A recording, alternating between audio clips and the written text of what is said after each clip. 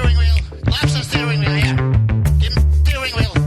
Hey, steering wheel. Somebody tell him to give it to him. Come on! Whoa! Your leg, can I please? Your leg hip.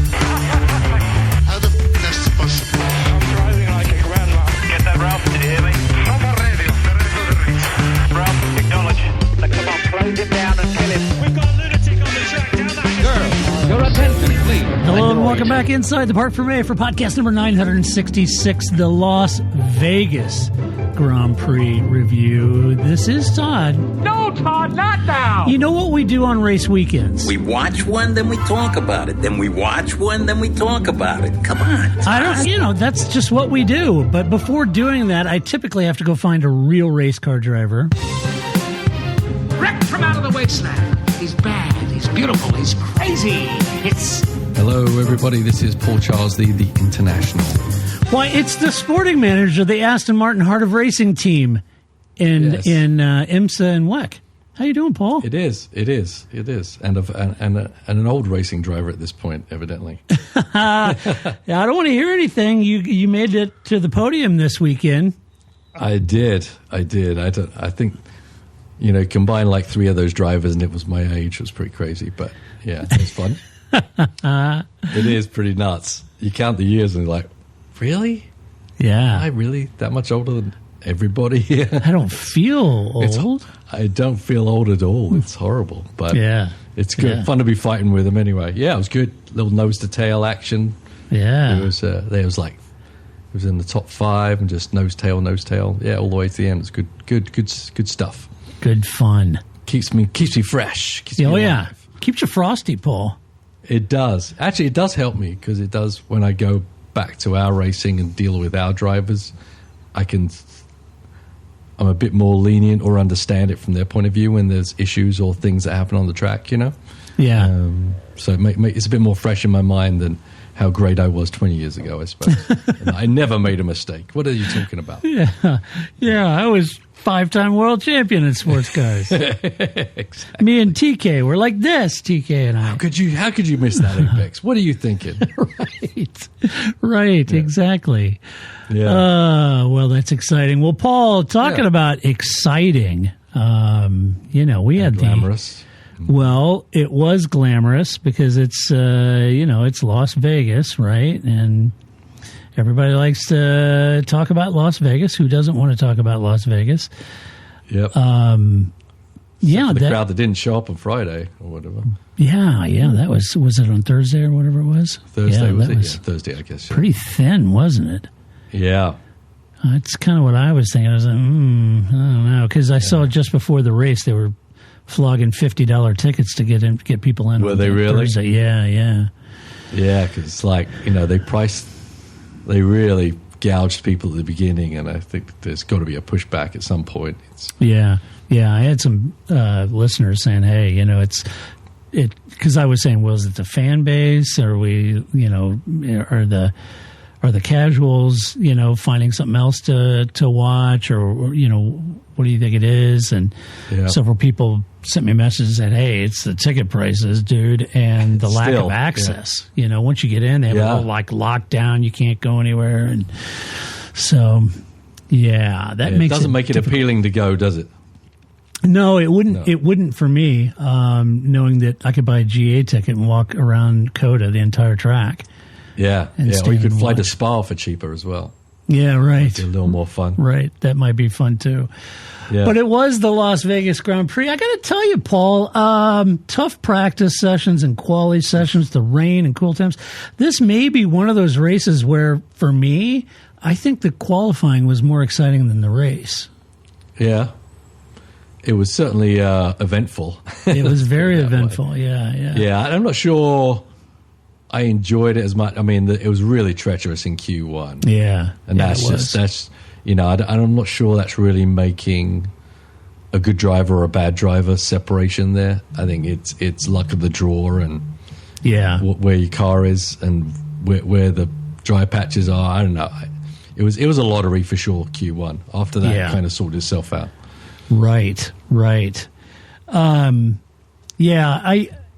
It was pretty tough. Every lap, was quicker than the previous, right? And that made for some exciting, right down to the end with Lando taking pole position and kind of Lewis getting caught out, by that, missing the green light, thought it was red, which was unfortunate for him. And I was watching him, even practice leading up to, it did seem to me that Max had pace here. The Mercs we know have had pace here. Ferrari seemed to have some pace here.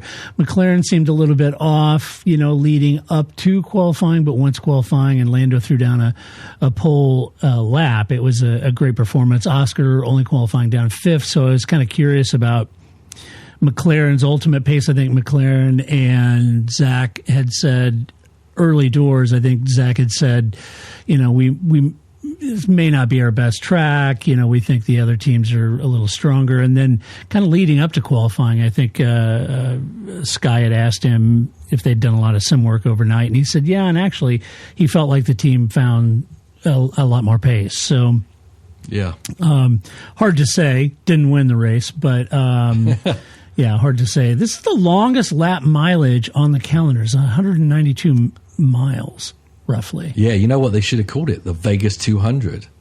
They could really encompass American racing, Yeah, the Vegas 200. Yeah. I like that idea, Yeah.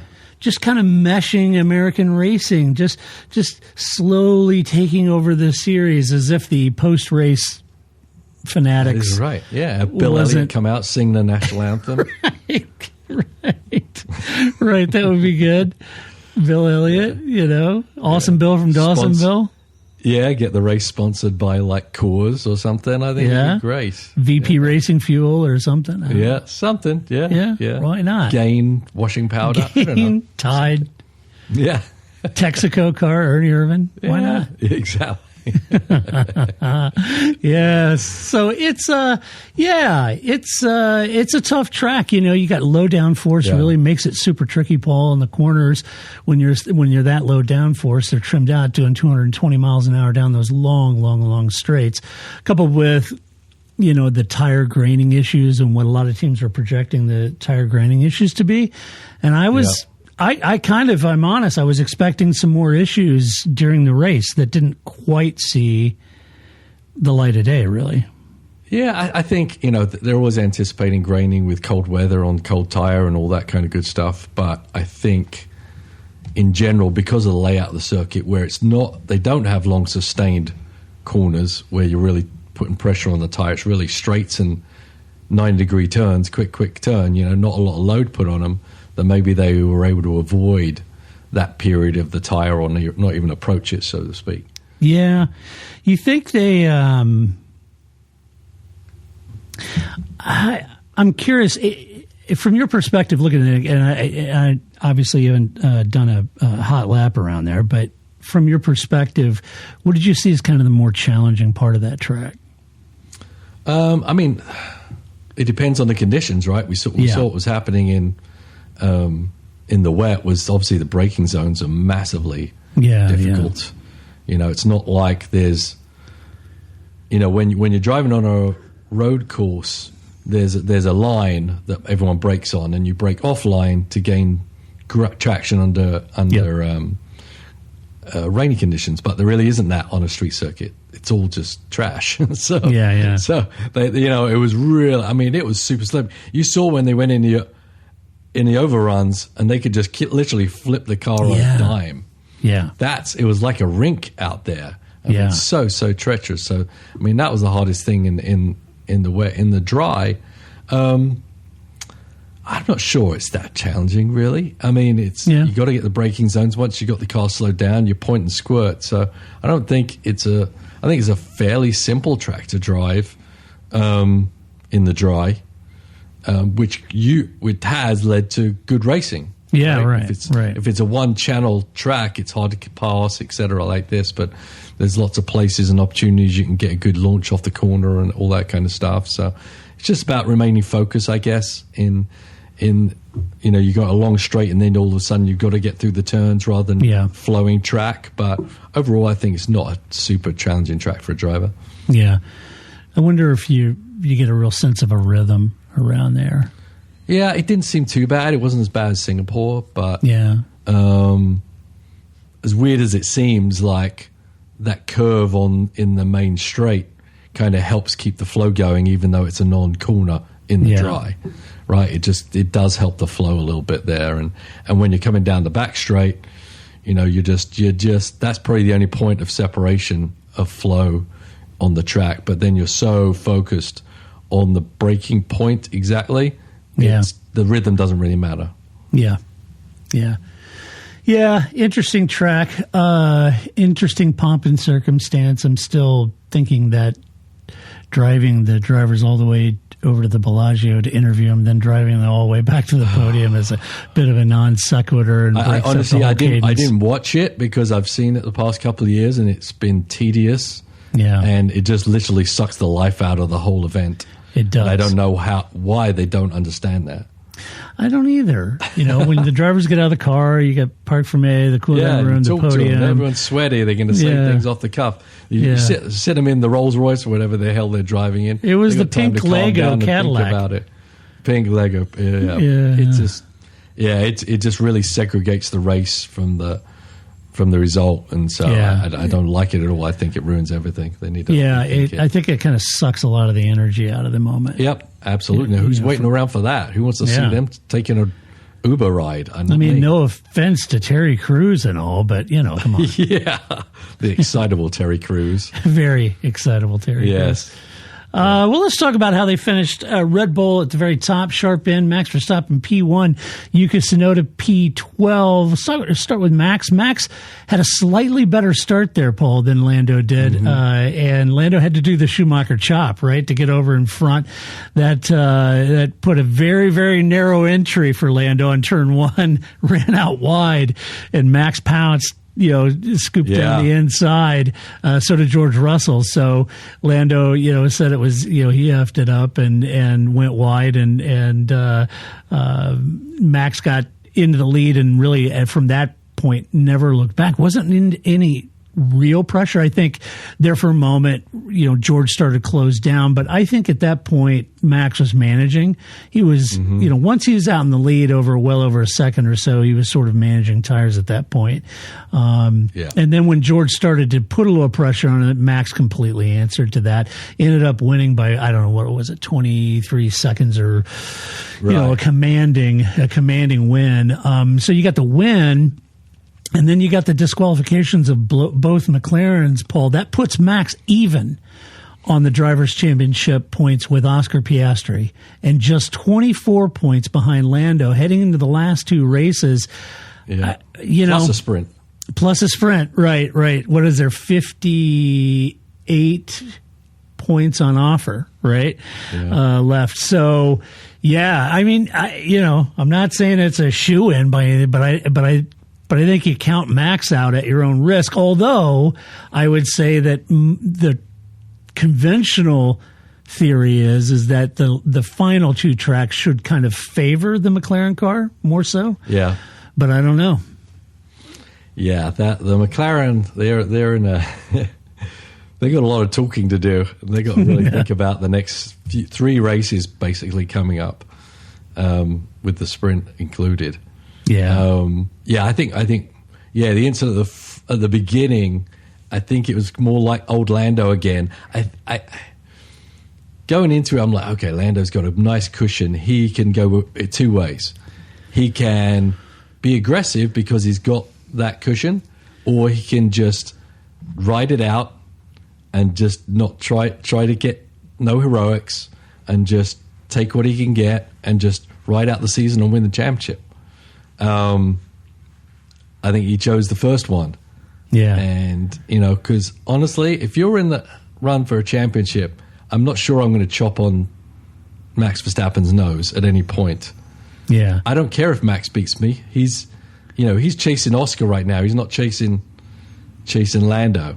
Right. So I just think it harked back to some other races. Lando and Max have gone into turn one, and Lando's always seemed to come out on the negative side. And again, it did. Again, it happened, right? Yeah.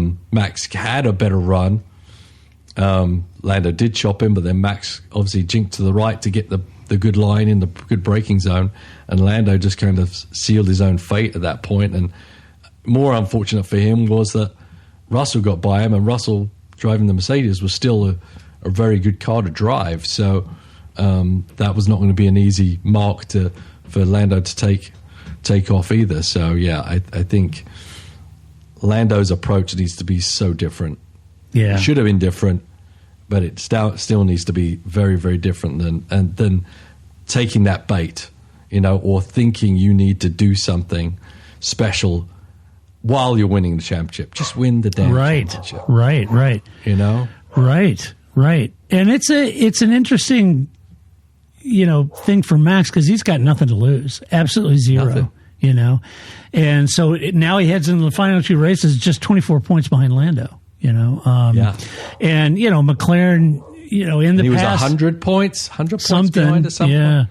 Yeah. So many races ago. Yeah. And not necessarily under Zach's tenure at McLaren, but McLaren in the past have, sometimes shot their own foot, under the Ron Dennis era. But right. Yeah. Anything can happen here. I mean, it's nearly uncanny when you look at 2007, right?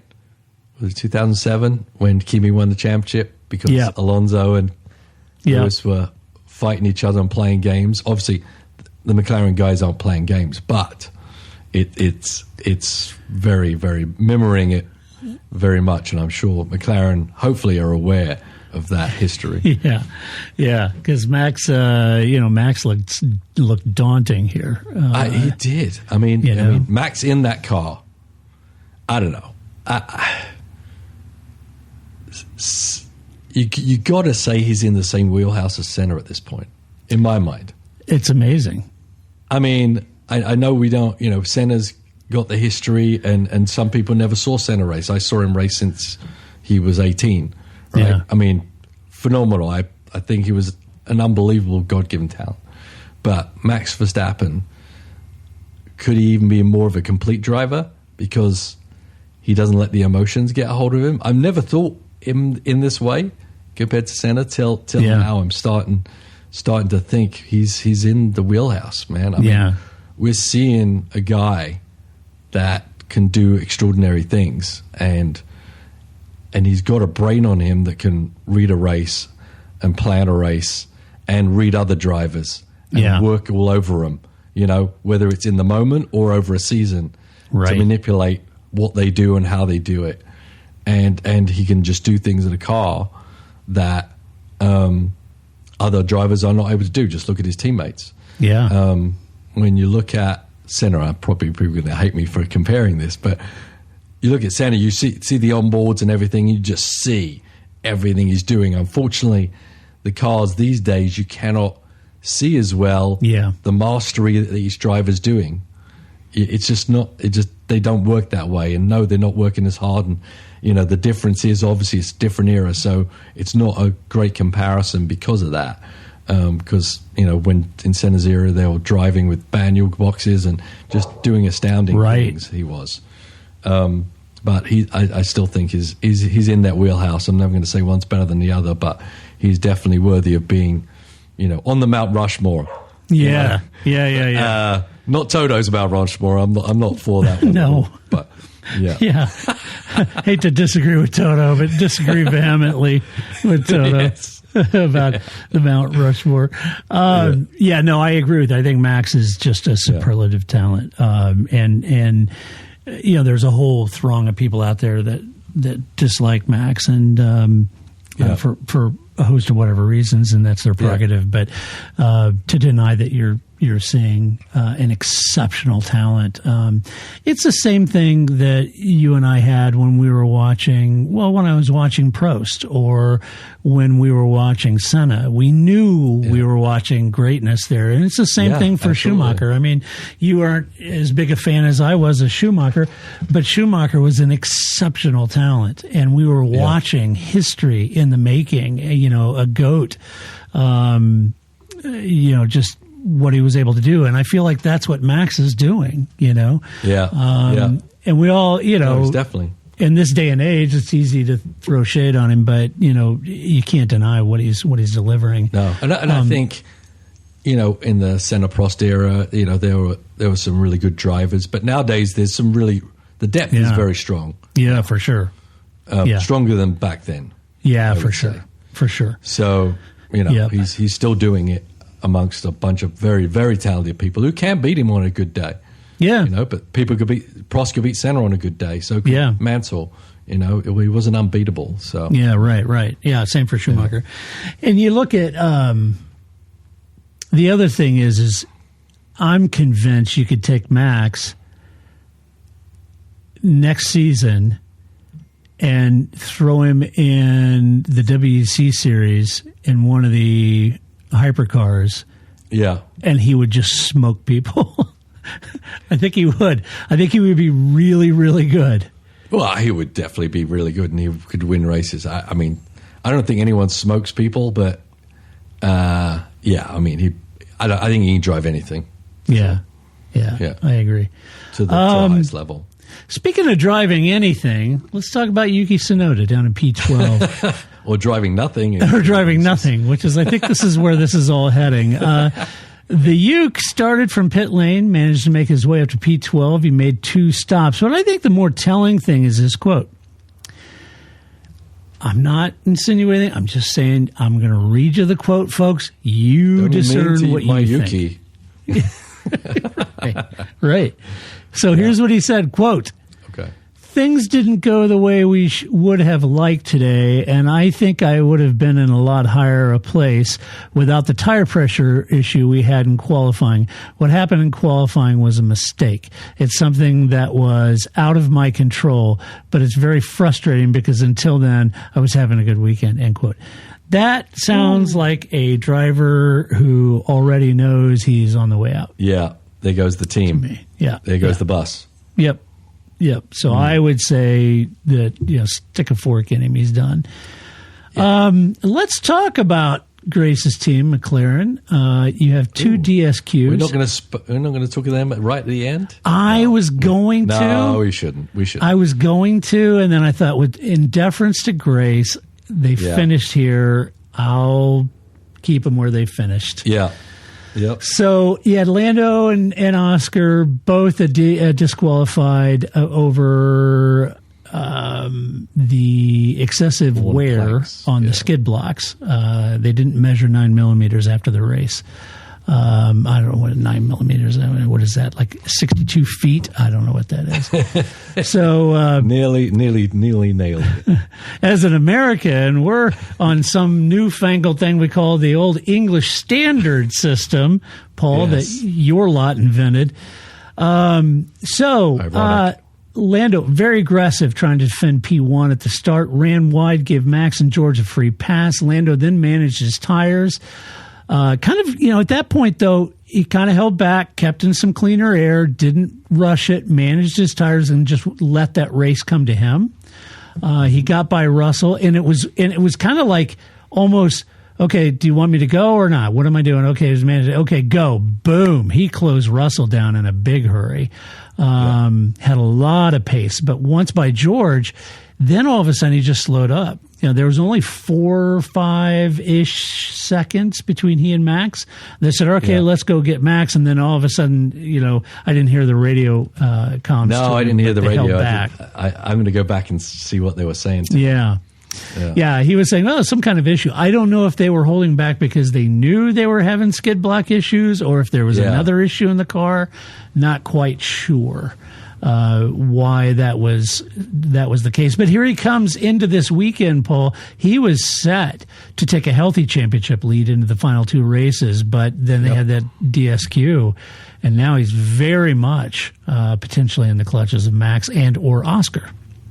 Yeah. Could you imagine if Lando's car had been disqualified and Oscar's hadn't? Oh, man. You know what that would have led to? Controversy. That's what that would have led to. But as it was, they had the whole...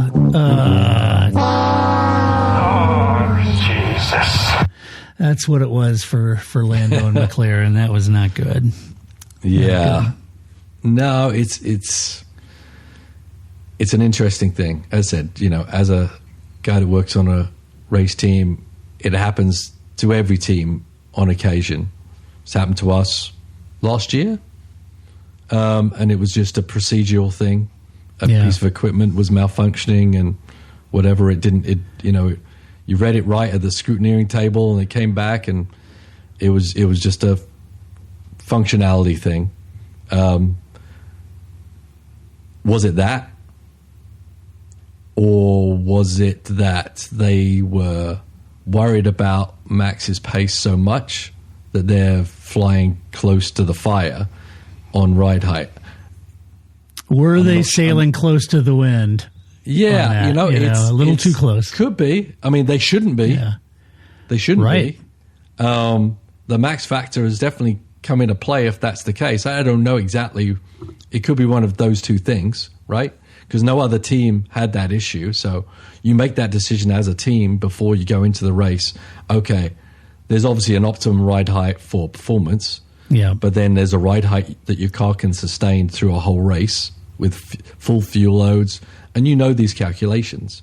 So you either got your calculations wrong, the equipment wasn't working, or you were like, I think we'll be okay, but we can't let Max beat us. Yeah. Because ultimately what it should be right now is a race between Oscar and Lando, and no one else is in the game.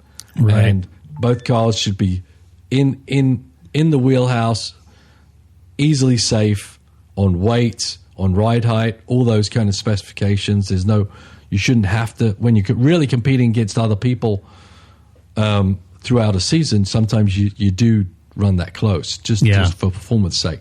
But if you're really just performing against your own other car, then there's no reason to go that little extra degree, unless you feel threatened by Max Verstappen. Yeah. So, I said, I don't know what the reasoning is. Well, I'm going to tell you. Get there. Okay. I'm going to tell you because I've got a quote from Andrea Stella.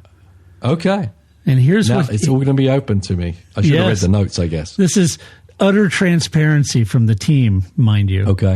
Here's what he said, quote, following the Las Vegas Grand Prix, we were found in breach of Article 3.5.9 of the technical regulations, requires a minimum of 9mm skid thickness. Car 4 was found in breach by a maximum of 0.12 millimeters of the rearmost skid, and car 81 by a maximum of 0.26 millimeter of the rearmost skid. During the race, both cars experienced unexpected high levels of porpoising not seen in the practice sessions, which led to excessive contact with the ground. Right. That's all it was, Paul. Yeah, but if you're... then it's a team mistake. It's a setup mistake. Yeah. The other teams forethought this, right? Or, with the porpoising thing, sometimes it's because you're trying to bring the car down too low, right? Low. Remember at the beginning? Yeah. And then they'd say, well, to get rid of the porpoising, you have to raise the ride height, but the ride height change gives you less performance. Less performance. Yeah. So what do you choose? Yeah, it's such a delicate calculation between the two, right? It is. There's got to be such a window. Changes. Yeah. It's unbelievable to me. Even on my side, we're doing stuff with the Valkyrie. What difference a millimeter makes. You got this whole suspension, everything's moving, shaking, moving around, and you're within these millimeters to make everything either good or the car's out of the window. Yeah. So that tells to me that they played it too close. Yeah. And it's you get to adding 2, 3, 9mm into that Valkyrie. All of a sudden, the rear diffuser isn't as effective as it otherwise would be. Oh yeah, right. It's cause a different animal. Yeah. Yeah. It took us all year to try and nearly sort it out. Yeah. So it's crazy. So let's see. On Oscar's side, Oscar had that collision with Lawson at the start. Didn't see anything. It doesn't mean it didn't happen. I didn't see any commentary from the team or Oscar about whether he felt there was any lasting damage or not from that collision. He lost positions, though, spent much of the race behind Kimi Antonelli, finishing fourth. With Kimi had that lingering penalty, right? He had that false start. And so they had boxed him. I'll get into Kimi's race in a minute, but he had that lingering penalty. But with the DSQ, that left him even. He's level with Max on points in the Drivers' Championship.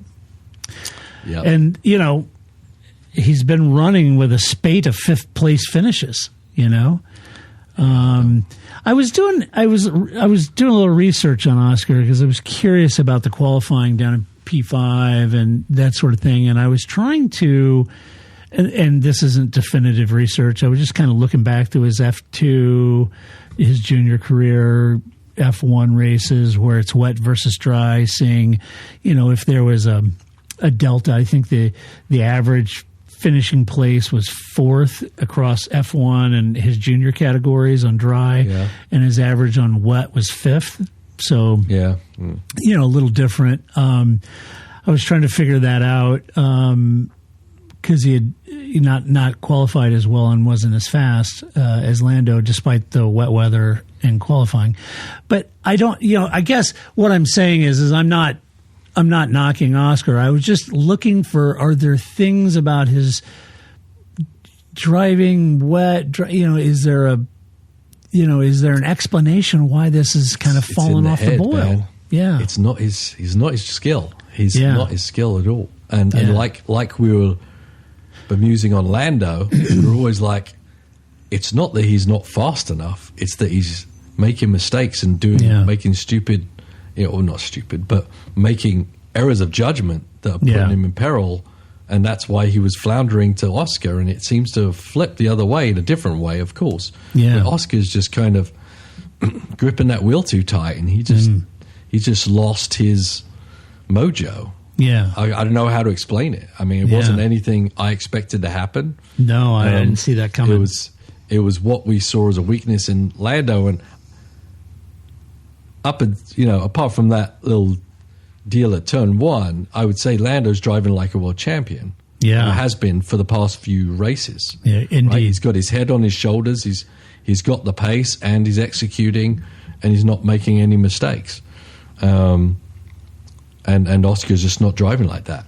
Yeah, I would have bet money on Oscar romping away with the championship 6-7 races ago till it all started spiraling downwards, and it has to be in his head because it's not like he's not good enough. So it's that he's letting his head get ahead of his hands. Yeah, it seems like it. So he's got a lot of work to do in the next two races just to keep Max behind him, and then take the fight to Lando. Right? Yeah, it's going to be interesting because I think Max being so close is actually going to help Oscar. If that makes any sense to you. Oh, yeah. Because now Lando has to focus on Max as well, really legitimately. Yeah. And it may be able to give Oscar a chance to sneak ahead somehow. Yeah. If Lando is seeing Max as a bigger threat than Oscar. Right. Which he probably should do. Yep. So I don't know. You would. You know. Yeah. You would view Max as a bigger threat. Yeah. I would. He's got the momentum. For sure. It could give Oscar the chance to somehow get back in the game. But, agreed. Tough. Let's see. Mercedes, George Russell P2, Kimi Antonelli P3. George took advantage of Lando's aggression at the start, moved his way up to P2, was trying to put a little pressure early on Max. Didn't really work. He did radio pretty much immediately that he was having this recurring steering issue with the power steering. He said that it was effectively that way for the whole race.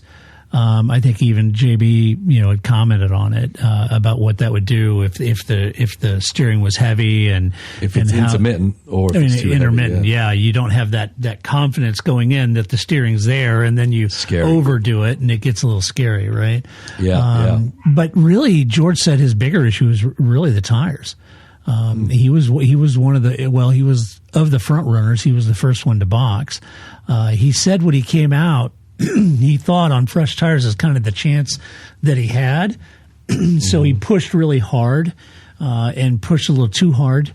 He kind of chewed up his tires, I think, a little bit at that point. Lost out to Norris in the second stunt, but had Kimi conveniently running tail gunner for him and was able to hold on to secure P2 with the McLaren DSQ. So, there again, I just, we keep saying this week in, week out about George, but he's just methodically this season delivering in spades. And, it was another good race for him despite the challenges he was having.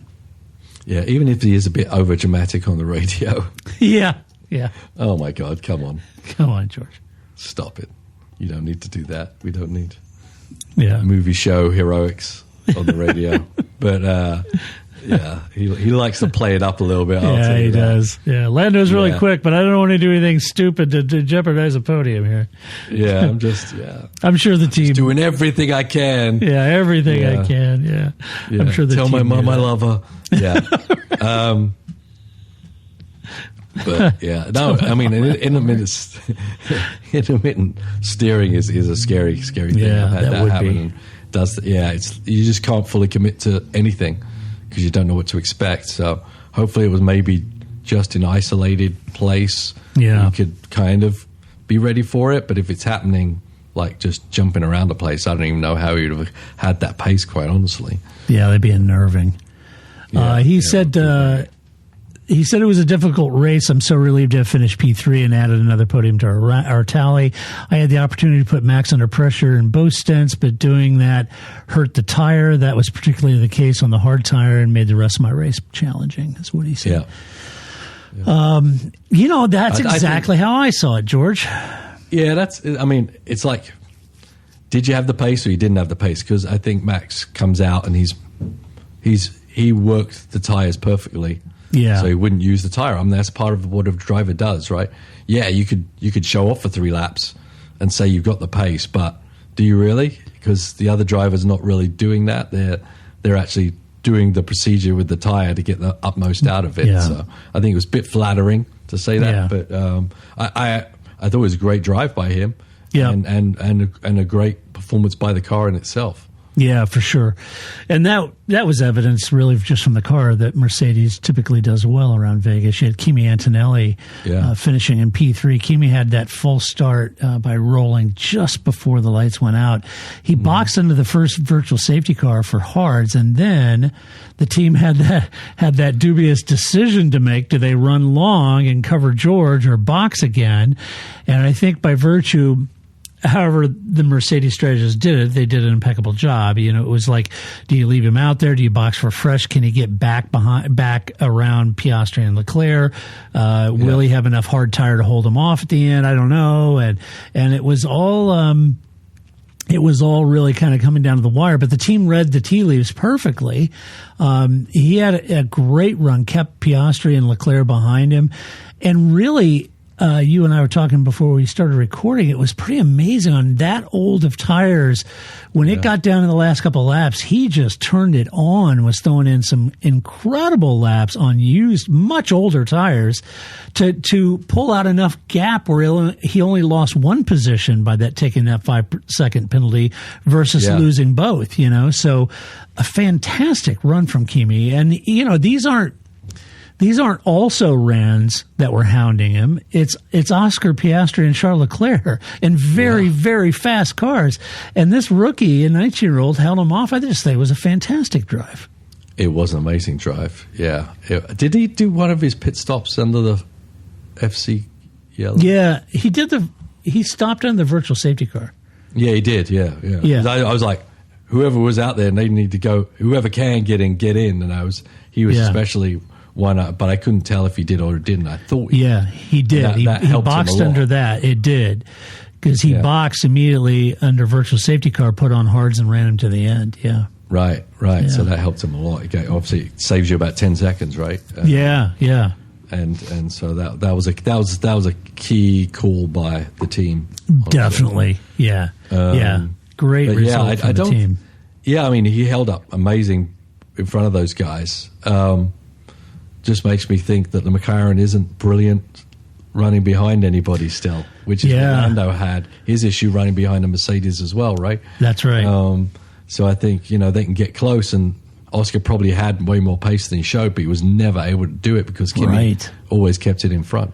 I think that's part of the issue, and that's kind of the conventional wisdom, is that McLarens run great in clean air and not so great in dirty air, and certainly kind of saw that right when George boxed and Lando was in clean air. Then he really started pounding out some laps before he got up to max. So, yeah, great race. Kimi said, halfway through the race, I started to see some graining on the front tires. That made me a little worried that we would be forced into a second stop and lose positions we'd gained.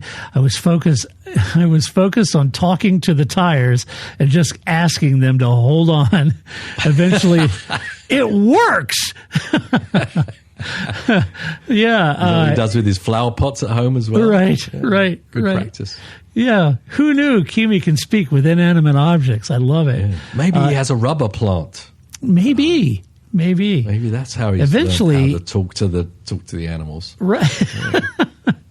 Eventually, the graining cleaned up, and I was able to put some strong laps in and limit the damage. And that's a kind of exactly. I mean, he was just hanging on. It was hammer and tongs between him and Piastri and Leclerc, and he's hanging in there. And then all of a sudden, he just took off. So maybe the graining just worked through the window, and he had the pace. Yeah, and it's not even just that. I said there's a lot goes on managing the power. The electric power. And where to use it. And he just did a phenomenal job all around. I mean, he looked a little iffy at the beginning of the year, and there was a lot of faith put in him, throwing him up there. Yeah. But he's last half of the year, man. He's sorting himself out. He's doing great. Yeah, he is. Ferrari, Charles Leclerc P4, Lewis Hamilton P8. Lewis said it was a miserable weekend. I'd agree with him on his front. Let's talk about Charles, though. Charles seemed to have decent pace over the weekend and have typically done okay in Vegas. He got Piastri in the first stint. After the stop, though, Charles lost ground to Piastri and spent really the rest of the race behind Oscar and Kimi at that point. Yeah. And he inherited P4 with the McLaren DSQ. But I don't know that I expected more. Charles said, quote, the first stint was entertaining with good overtakes working my way forward, but after our stop, it became more difficult. Our straight line speed was not the strongest, so it was difficult to fight with our competitors. That's kind of what he said about his weekend. But don't know. It wasn't a terrible race, but it wasn't a great race either. It wasn't great. Yeah. It was mediocre at best. Yeah. Right? Yeah. I don't know what to say about those guys. They're like fourth in the championship now. I know. Yeah. They're not. Lost serious ground with that. Yeah, McLaren. Mercedes obviously made leaps and bounds on them this weekend. Yeah, for sure. Yeah, and on Lewis's side, he had a lot of work to do starting from the back. I know a lot of people were giving him a hard time on social media and stuff, but it was kind of like, look, it was a chaotic qualifying session, and he came around he had the yellows just before he entered the final corner, and he had to lift, and then he came around. The light was still green. He technically made it, but didn't know, and then he backed off. And, it's just a comedy of errors, and the team probably weren't that vocal with him. And so, very difficult. Probably not. Once again, I think the dynamic in the team is just poor. It's odd between Hamilton and the rest of the team. So sometimes teams won't say things because there's just not that rapport going on, and those kind of things can happen because they're like, we don't want to interrupt because last time Lewis said, "Don't talk to me in the corner" or this. Those kind of things. There's just something going on there, and sometimes it's a big issue, sometimes it's a minor issue, but communication is key no matter what. And your best friend should be your engineer, really. Yeah. And it definitely doesn't seem to be like that at all. No, it doesn't. He worked his way all the way up into the top 10, and then when he got the mediums, they just didn't fare that well. It seemed to they didn't, struggle. did they? Yeah. No. They thought they were going to make hay with the mediums, and the hard seemed to be the best. That was the one thing about this track was weird. Is like the compound didn't show itself as you would expect. The medium just didn't do anything. Yeah, exactly right. I mean, the hard, in hindsight, if you'd, it's kind of what Bernie said on Sky. If you weren't mandated to run two different compounds, you'd pick hard for this race. But Lewis said that, and it started to make maybe a little more sense on the stint. I don't know. He said that, they got off to a strong start. And I was able to make up good number of places in the first stint. The contact with Albon in the second stint caused some damage, which affected the pace and made it harder to close in on Hülkenberg. So maybe there was some legit damage there that was just not flattering the car, period. Less so than the mediums, but it could be. Williams, Alex Albon, a DNF, Carlos Sainz, P5. Alex had a bad weekend, period. And if I'm honest, they're kind of becoming a little frequent for him. Yeah, a little bit right now. Mm-hmm. Yeah. He had a crash in qualifying, had that false start, had the collision penalty. That all meant his day was going to be very tough, but a DNF made it even worse. He said that he lost radio communication at the start of the race, and that made things even more difficult. But despite that, I do feel like he's struggling right now, and I'm kind of curious how much patience and tolerance James is going to have with that in the long run. I don't know. Yeah, I mean, I think James has a lot of patience and tolerance. I mean, he knows how good Albon's been for them. Yeah. Carlos coming in is just kind of gradually kind of building up his rapport with the team, and he's getting the results for sure. I don't know if Albon's feeling pressure or not. I don't. For some reason, I don't feel he's that kind of guy. Right. And I think the team isn't one to start pointing fingers and start not Red Bulling it. So to speak. Right. Right. So it just might, on occasion he's still doing well. I think it's just a bit of a trough, but I don't think it's necessarily anything to do that the team need to react to as much as he just needs to kind of maybe pull his bootstraps up a little bit. But I don't think Carlos is a massive threat. Carlos doesn't come to a team and give that vibe that he's there to destroy everybody. Right. He's more of a team player than maybe some other drivers would be. Yeah.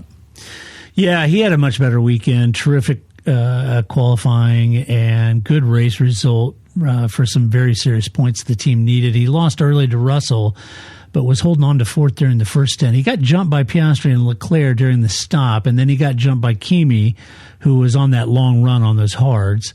But, with the dual disqualification, he gained 2 positions, and it was a good race for him, for sure. Yeah, I wonder what he's thinking when he's ahead of both Ferraris out there on the track. I know. And I was sitting there thinking, what a dichotomy watching him come into Williams and see him growing and the team around him and him doing well versus Lewis going to Ferrari and not gelling and not getting the results within the team's performance window, right? It's quite a dichotomy. Yeah, I was just thinking when Leclerc was chasing down Sainz, how no one expected that, right? Yeah. Sainz was like, he's going to be in the back marker team. Now I feel so sorry for Carlos. It's like, well, maybe I feel sorry for you, Charles. Right. We're on the up and up right now. Yeah. Yeah, right. Let's see. Racing Bulls, Liam Lawson, P14, Isaac Hadjar, and P6. Liam had that collision with Piastri on the first lap, and that's a real shame. He had a great qualifying session, was definitely set to be running the points like Isaac was. Poised to have a good race. He boxed for a new wing, spent the rest of the race really trying to get back to the points. He said, quote, "I'm disappointed for the team today as the car has been fast this weekend. It was extremely slippery into turn 1, and once I committed to brake, the cars in front started checking up, and I didn't have anywhere to go." Yeah, well, when you brake too late, that's what happens. I mean, seriously, I didn't like his move. I thought it was bad. And I know you're racing against everybody no matter what, but to do that and try and get the up and under in the Piastri by doing that and having contact, I think that was not cool. Not at all. not cool. No, I think it was a bad mistake, and I do too. He should respect the championship as well a little bit before he tries those dive bombs. Yeah, agreed. I always say, like, in those cases, I thought, well, he's up there, he's in the front. I always feel like he's going to hit somebody. I just do. I don't know why. And sure enough, he did. You know, I was like, kind of saw that coming. Isaac had a better race, running in the top 10 for most of the day. He was running in fifth and hounding Sainz there for a little bit, but couldn't keep Piastri or Leclerc behind him, and inherited P6 really with the McLaren DSQs, but still a good race. He said, we were probably a bit too conservative on the tire management, as we were expecting more graining before the start, when in the end it was a full push race. And that's what I thought was so interesting. And you mentioned that, Paul. It just, everybody went into that race really expecting those mediums to really grain out, and some had some graining and others totally didn't, and it was kind of interesting. Yep, for sure. Yeah. So, shall we talk about Kick Sauber? Let's. Oof. Talking about another bad move. Should I change my donkey award? Yeah, right. This is pretty bad. Gabriel Bortoleto, DNF, Nico Hulkenberg, P7. Gabby had a good start. Came into turn one just a little hot. He had a great start. He had a fabulous start. Just coming into turn one, hot as hell, and made up several positions. And then he had just a little too much speed, Paul, going into turn one, locked up, and just took out Lance Stroll. Of all people to take out, because he had a collision with Lance Stroll in the last race, right? And that's what Luizzi? Yeah. Said one time. Yeah, he made it from 24th to 4th before the contact happened at, where was it? Italy? It maybe was. Yeah. I remember Roman Grosjean having that too. Yeah, exactly. Yeah. I passed 10 cars. I passed 10 cars, couldn't stop, and I took 3 out, but man, they I passed 10 up cars. on me. What are they doing? Right. Yeah. Why are they braking so hard? Yeah, it was bad. That was bad. Very bad. Yeah. Nico Hulkenberg, conversely, very good race for Nico. Scored again. That's 3 races out of 4 he scored in. So doing a great job. Just when they thought his teammate was destroying him. Yeah. Back comes the Hulk. Yes. The German back at it. He, like Lewis, both of them started opposite of the front runners. They started on hard, switched to mediums, running long. He worked his way up into the top 10 and then overcut Hamilton in the process and was able to hold Lewis off. So finished up in P7 is a great result. He said, quote, everyone who finished ahead started ahead and probably had a bit more pace. So we executed well to bring it home where we did. I agree. I agree with him. Yeah. Great job. Yeah. It was a great assessment. Head and shoulders above the rest of the midfield, really. Yeah. Yeah, he did. He did a great job. I love seeing Nico be successful. He's a good guy. Let's see. Haas, Esteban, Ocon, P9, Ollie Behrman, P10. Esteban made a long stint on mediums work, and I was questioning, boy, are they leaving him out too long? He was fighting, he's keeping Lewis, and Lewis is there, and Lewis is looking to pounce and trying to ease the DRS range. And I just thought, oh man, should they box Esteban? Are they keeping him out? But I think they did it right, and it worked. Kept Lewis behind him for a long time. After the stop, though, he came out behind Ollie, and then the team swapped the cars for a good result from Esteban. Oh, I didn't know they swapped the cars on purpose. Yeah. Okay. Yeah. Interesting. Yeah. Because he said, quote, I think there were a lot of positives today. We executed the race well, but there wasn't quite enough pace for us to get into the points. That's what he said. Yeah. Good assessment of your race, Esteban. Ollie Behrman had a terrific start, jumped all the way up into P7. I'm scratching my head over Ollie here because he's been on a tear. He's been doing great. Yeah. Had some great passes in the last few races. Just, letting the game come to him, not, forcing it. He's really honing some racecraft there. And but he got off there something. Then he kind of drifted backwards, lost pace, which was odd because he looked very feisty early on. And it just seemed like when I was watching, it just seemed like the car got worse as the race went on. And I was curious to see what he said about it, Paul. He said, quote, "Unfortunately, we were struggling a little bit with pace, and I couldn't really find a rhythm in the car. It was very difficult to drive in the low-speed corners, and although it did get better on the hard compound, I didn't change the aero balance. Which I would have normally if I'd gotten a good read." Yeah. Okay. Yeah. In the pit stop. Yeah. Yeah. So maybe just due to the lack of running, they just didn't have enough data there to know what was going to happen when they did switch the compounds, and some teams probably got it better than others, and it just wasn't an imbalanced car, so it makes a bit more sense at that point. Yeah, that's why, because I was scratching my head. I just felt like he looked pretty feisty early on, and then all of a sudden he just kind of trailed off, and I wasn't quite sure why that happened. So now that makes more sense. Talking about trailing off, let's talk about Aston Martin. Fernando Alonso P11, Lance Stroll really trailed off for a DNF. Not of his doing, mind you. Lance clashed with Bortoletto. Not of his doing at all, yeah. No, yeah. Lance was his rear wing in the way of a torpedo. Right. Lance said, quote, "Unfortunately, I got hit at the start of the race, and that was it for me in the first corner." That's right. Yep. Sums it up. But Fernando seemed to hover around, maybe, possibly nipping a point. He would be in the points. Yeah, me too. Yeah. He got jumped by cars ahead of him, and then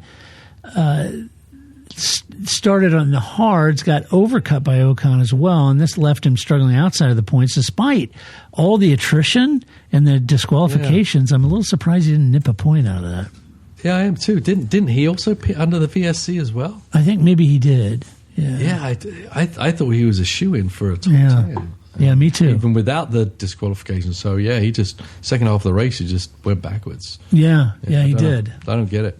No, I don't either. It kind of surprised me. And then finally you got Alpine, Pierre Gasly, P13, Franco Colapinto in P15. Pierre had real pace really all weekend. I thought he looked great, and it all came undone at turn 1 when he was punted around, ending his chances for a point.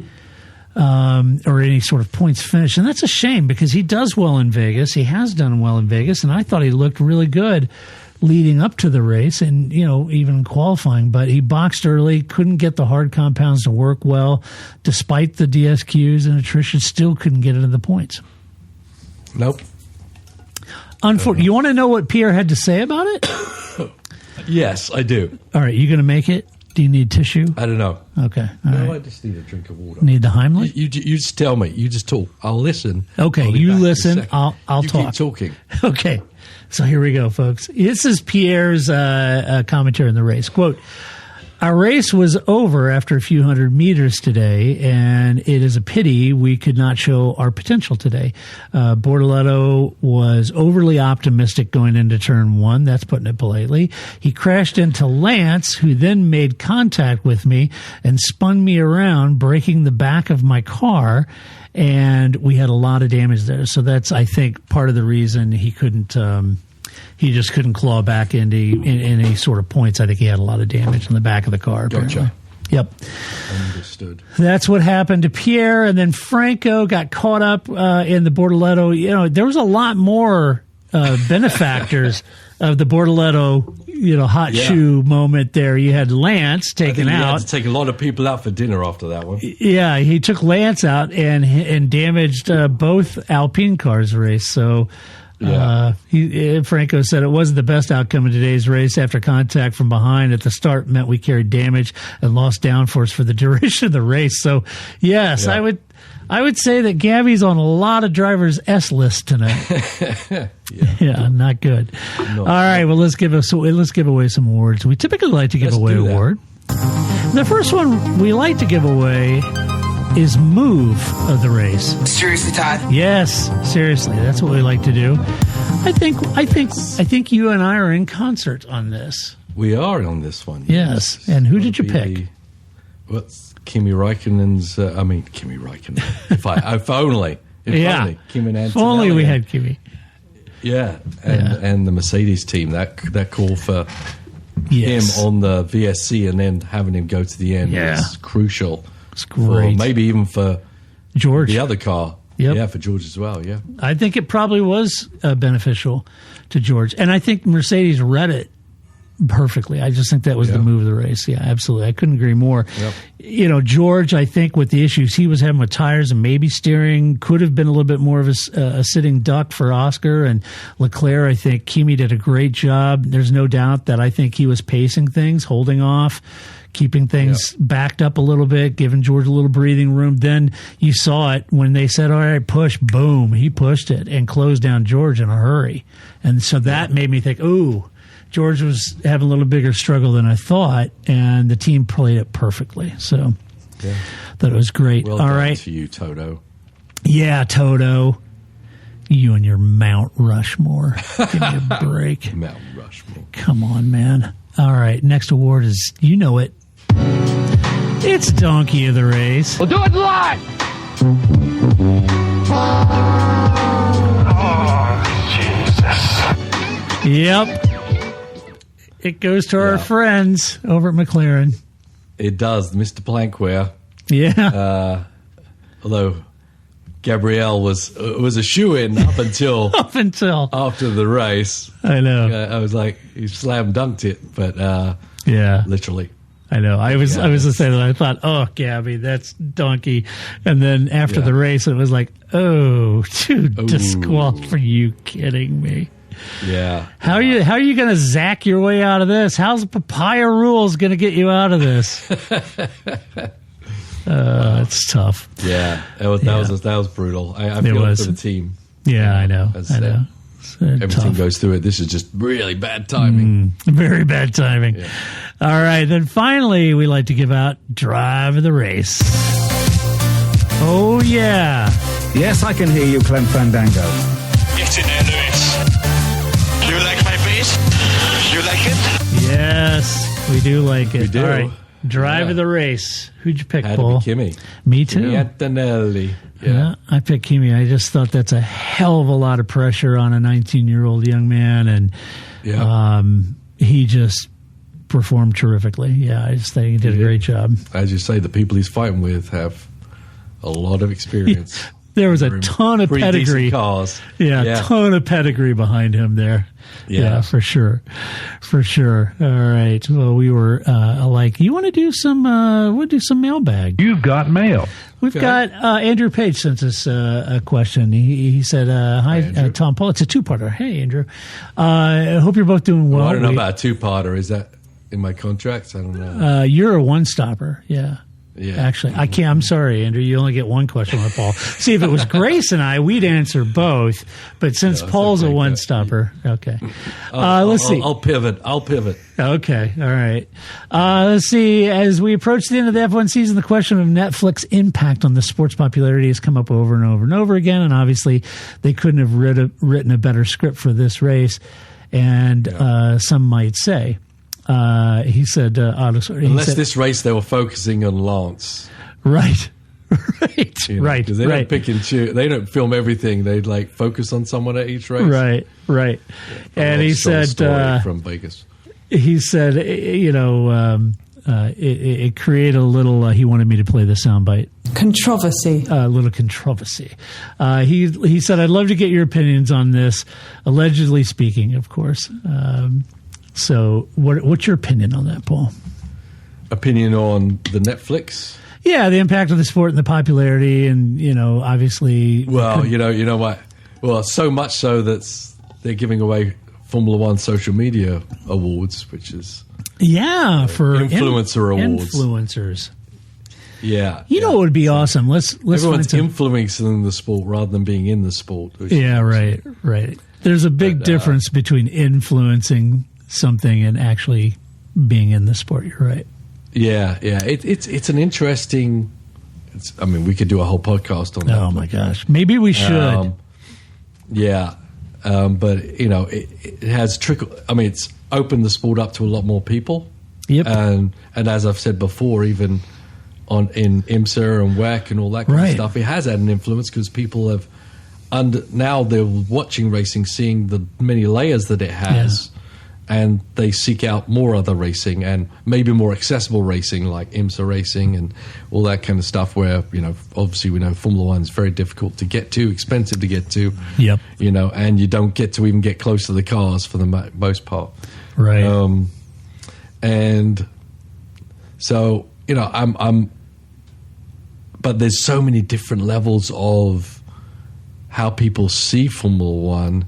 Some people that was their gateway to Formula 1, and now they're following the season. Yeah. Some people still aren't actually following the season at all, and they're just waiting for the Netflix thing to tell them what happened. Right. Which is kind of crazy. They're waiting for the show of Formula 1. Yeah, they're waiting for the show. Formula 1, it's like the real thing's happening. But I'm waiting for the show. Yeah. It's like I'm waiting for Stranger Things to come out, and then Netflix is coming out soon thereafter, so I can binge watch it. Right. That's a crazy aspect to it. It is. I never saw coming. Yeah. But there's so many layers to that Netflix influence on how things are actually going in the sport also. Yeah. But I said that's a big question with a big answer. Yeah. We would probably do in the off season, I suppose. We should, yeah. And his second question is, I have a procedural question regarding race classifications and penalties. Is a race officially classified the moment the checkered flag is dropped? In the specific case where Lando and Oscar were penalized, were their points deducted after being awarded, or were they never awarded points in the first place? Am I correct in thinking that the results are never officially declared until all vehicles have successfully passed post-race scrutineering, which is a mandatory part of every event? Right. Yes, you are. Yeah, that's the latter's correct. Yeah. They usually go through 3 stages. There's unofficial results, provisional results, and then classified results. Yeah. And some of them are do with things to do with stewards and penalties and things like that. Also, they have to wait a little bit for any other items to come up. Mm-hmm. Be it from a team where they're saying this or that, or there's like a time period they have to kind of wait out before they come officially official. Yeah. So, and it's the same in IMSA for you guys? Yeah. The results aren't even official for like 3 days. Yeah. Okay. Yeah, because as I said, it can be in the moment penalties, but also some outside things that can sometimes come up, so they don't literally lock them down till all those options of people to appeal or point something out or say something. Yeah. Till that time's out, it's not official. Yeah. Right. Okay. Gotcha. Well, there you go. Thanks for the questions, Andrew. Appreciate it. You can send us a mailbag if you go to theparkferme.com. At the top in the menu bar, it'll say mailbag. Click on that. You can go and leave us a question, and we'll answer those as we get them. If you like this podcast, share it with a friend. Spread it on social media. Paul and I don't run around being 20-something influencers of the sport and that kind of thing. Sadly. So we could use all the help you can give us in spreading the message. We've been doing this for 18, 19, getting close to 20 years, so been talking about it a long time. A huge thank you to our Patreon supporters, because it could not and would not be able to do this podcast without you. If you like the podcast, give us a good rating on your favorite player. As always, if you watch this podcast on our YouTube channel, why not? It's absolutely free. Just hit the bell icon and the follow and the like and all that on social media. That would be great. The hug icon. I love that. The hug. Yeah. That would be even better. So a huge thank you to all our supporters. Paul, we have no reprieves. It's back to back to back. Damn it. Back to back to back. We have 2 more weekends. We've got Qatar and Abu Dhabi coming up. 2 races. Well, I'm kind of happy about that. You're ready for the season to be over. I'm ready to see what happens next. Yeah, me too. Yeah, 24 points to play.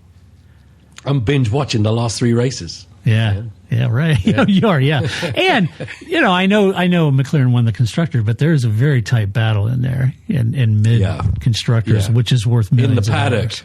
There's a furious fight going on. Yeah. So it's if you look at where Carlos finished, Isaac finished, Nico finished, all of that is a big deal in the points. And so when you're steeped in Formula One, I get a big kick out of watching that midfield battle. But I'm an anorak. I've been doing it a long time. So anyway, we will be back next week to talk about the Qatar Grand Prix. So please join us then. And until next week when we do it all over again, this is Todd, a.k.a. Negative Camber, saying so long. That's it, man. Game over, man. Game over. I don't feel I got to prove at all. I don't really want to prove anything. I started as an amateur.